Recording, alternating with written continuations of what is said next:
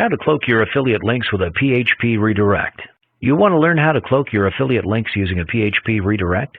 Cloaking is actually a redirect. When a link is clicked on, it will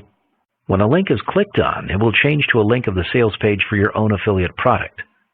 There are many reasons why you should cloak your affiliate links with PHP. The first reason is that Google doesn't like affiliate links.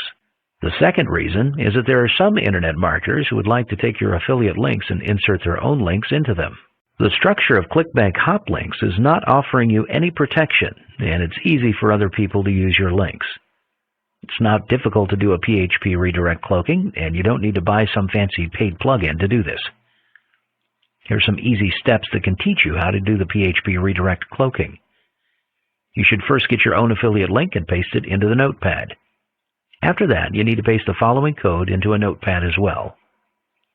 Greater than $PHP header, parentheses, quotation mark, location, $HXXP, / your affiliate link, quotation mark, parentheses, semicolon, exit, semicolon, question mark, less than. At the end, you just need to take your affiliate link and insert it into the above code while changing the HXXP to HTTP. You can save this notepad file under any name, and you should use the PHP extension for your files.